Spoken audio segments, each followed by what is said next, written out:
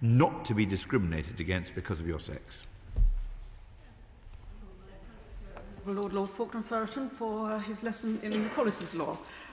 My Lords, my Amendment 219A was degrouped from 219 late last week. And while it's drafted more broadly than Amendment 219, I tabled it in order to address the very same issues covered by Amendment 219. And I therefore believe, for the convenience of the committee, that I should speak to my Amendment 219A now, and I hope that the other noble lords have added their name, Noble Baroness Lady Ludford, Noble Baroness Lady Grey Thompson, and Noble Lord Hunt of King's Heath will do so as well. And on that basis, I will not move Amendment 219A in the next group, and I hope, with all the amendments left still to be debated, that the committee will welcome this. My Amendment 219A, like Amendment 219, does have cross-party support, so the issues raised by both amendments are not party political in any sense. Indeed, I find myself in an unusual position of being on the same side of the argument as the Noble Baroness Lady Ludford, and neither she nor I ever thought that we would be in that position. My Lords, I have two main problems with Amendment 219, and the first is directly addressed by my Amendment 219A. Amendment 219 preempts the work of the Law Commission, which, as we've been heard, has been working on hate crime for some time now. Its consultation document runs to over 500 pages, with over 50 dedicated to sex or gender. The Law Commission has received many thousands of consultation responses, and it is now working on its final position. I believe that its work should conclude before we legislate in this area. Now, my Amendment 219A gives the government a regulation-making power to amend Section 66 of the Sentencing Act of 2020 in order to implement the Law Commission's recommendations. And that gives the government, if they agree with and accept the recommendations, the fastest possible implementation route. The Law Commission's final recommendations may well be controversial and therefore would not qualify for the special procedures for Law Commission bills which we use in your Lordship's House if primary legislation were the route that were taken. Amendment 219A therefore uses the draft affirmative procedure to enable some additional parliamentary scrutiny. My Lords, I do believe it would be wrong for Parliament to anticipate the final views of the Law Commission. There are different views on both the principle and the substance of the extensions to the hate crime laws, and noble lords would be wise to wait for the Law Commission's final recommendations rather than proceed on the basis of their provisional views.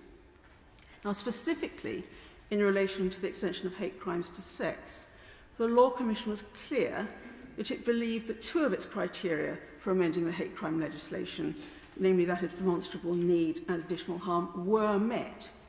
But it was far less clear that its third criterion of suitability was met. And to mitigate that, its consultation includes some very significant potential carve-outs covering, for example, domestic abuse and sexual offences, so that if hate crime were extended to sex, the very crimes that I know that some noble lords are particularly concerned about might not be included in the Law Commission's final recommendations. This is not an area where there is a settled view about what should be done. My Lords, my second problem with Amendment 219 is a substantive one about whether hate crime laws are extended, whether if hate crime laws are extended to sex, they should be... Does the noble Baroness know when the Law Commission might produce its final report, and then what the timetable thereafter would be? For example, how long there would then be before the Minister has to respond, and how long thereafter there might be before there would be some provision in relation to it? Noble Lord Faulkner of Thoroton. Question. It's a question where I would have thought that piece of information was quite important to evaluate her amendment. I will tell the Noble Lord what I know, which is that the Law Commission have said that they hope to report in final by the end of this year. It is then normal to give a period of time for the government to consider their response. and then there is a period after that for deciding on a legislative route. My amendment offers a fast way through if the government decide to accept, if the Royal Commission makes certain recommendations and the government decides to accept them. My amendment would give the government the power by regulations to amend Section 66 of the Sentencing Act to achieve those recommendations. That is the best I can offer. I'm sure the Noble Lord of Falkland Thurlton can give me a long lecture on all of those Law Commission studies which have never ended up in law and the length of time being taken. But this is another good reason why we should not, I think, proceed in haste on this. My Lords, I was about to move on to the second aspect of reservation I have with Amendment 219, which is whether, if the hate crimes are extended to sex, they should also include gender. Amendment 219 includes the formulation sex or gender, and that was indeed the Law Commission's provisional view, but its conclusion was rather more tentative than some of the other conclusions that it made in that consultation document. And I think this is an area where their final views will be particularly important. In their very large consultation document on hate crime, they didn't spend very much time on whether gender should be included as an addition to sex. And I suspect that there will be a fuller examination on the basis of the consultation responses which have come in to their consultation. And if I could just explain, sex is a concept which is easily defined. It's binary, it's based on biological reality, and it's recorded on everyone's birth certificate. And sex, as we have been debating, is a protected characteristic in equality legislation. Gender, on the other hand, is a social construct. It has no ready legal definition, and it is most definitely not a protected characteristic. While gender is sometimes used in legislation, it has in the past genuinely been as a synonym for sex. But I believe that the word gender is now increasingly problematic to be used in that way, because it is being used by those who claim that gender is different from and sometimes more important than sex, and that it is not binary. Some describe gender as a spectrum. Some say that there is a finite number of genders, but there is no consensus on how many genders, with claims in excess of 100 genders. Now, I can illustrate how difficult the use of gender is becoming from something I discovered called nominal gender, all one word. I'm going to quote this verbatim. Nominal gender means a gender where the person's gender is so much just them that no one else can experience it. Most nominal gender people will define their gender as a mashup between other genders of a certain kind, like bee gender or angel gender. But it is not a multiple gender, it is one. Who knew, my lords? Now, this new lexicon of gender is part of a gender identity theory.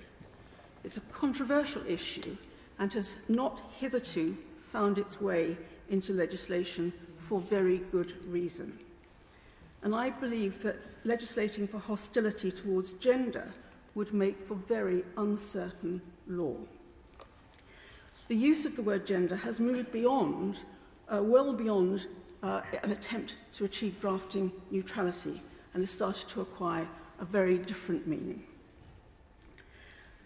Now, there has been some discussion earlier about where transgender fits in, and I don't believe that adding or gender is necessary to meet any needs of those in the transgender community. Hostility related to transgender is already included by the hate crime legislation.